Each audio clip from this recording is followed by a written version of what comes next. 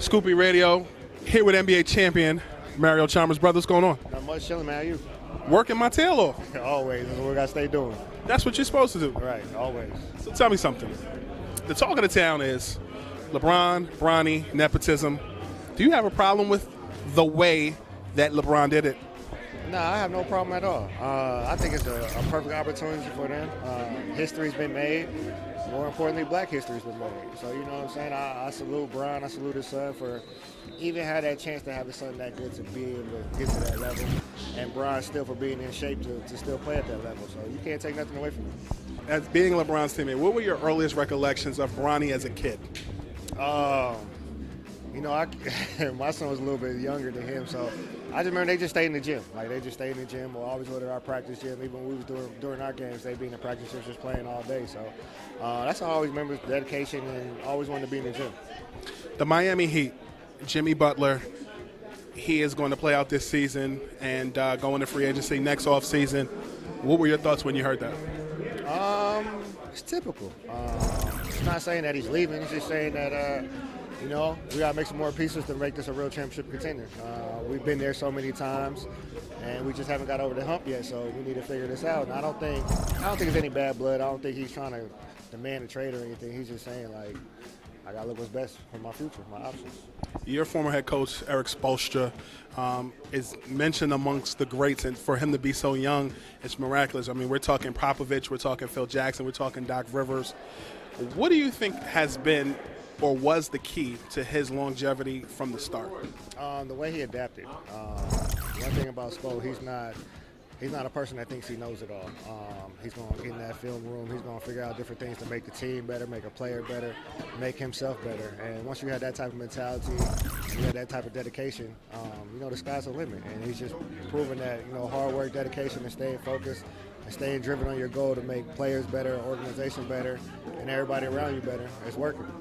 Did you ever see Dwyane Wade post-career being in the entrepreneurial space that he's in now? Did you kind of foresee that?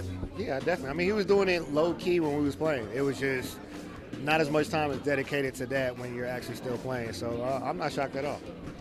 Aside from playing in the Big Three, what are some of the projects that you're working on?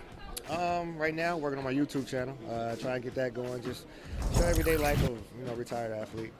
You know, I'm taking care of my kids, training my kids. My daughter's a top 50, 8th grader in the nation right now. So just following her journey and being there for her, supporting her.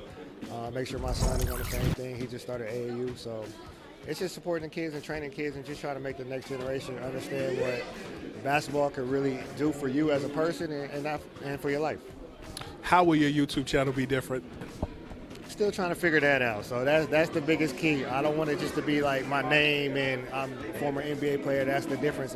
Now I want to give it a whole different lifestyle. Just, you know, we still regular people too. And now that, you know, they're not putting us in the spotlight, now we back to regular people form, they would say. So it's just good to be back in the community, have fun, and be that familiar face where, you know, people recognize what you do and they respect what you do, and they also ask you for advice.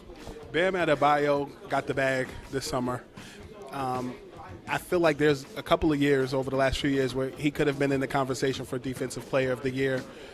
How does somebody like him get the attention of the vote getters to make that happen? Politics. I had him winning it last year. I just think Bam, when it comes to actually switching on the perimeter and guarding guards and being able to do both, you can't really name anybody better. So I think it's, you know, he just got to keep working and do his thing, and he'll get his recognition soon. Last question. Did you find it in the least bit humorous that the Boston Celtics went to Miami after winning a championship and they were trolling Miami because Miami can't get through them? You know, it's always going to be bad blood between Boston and Miami, even from our days of playing. So I expect it all when it comes to them two teams, you know, with the jitter and back and forth. Even we still talk now back and forth. I still say something to Paul Pierce. He still say something to me. So it's always going to be a rivalry. That's all I got, brother. Thank you for your time. Appreciate it. Got you.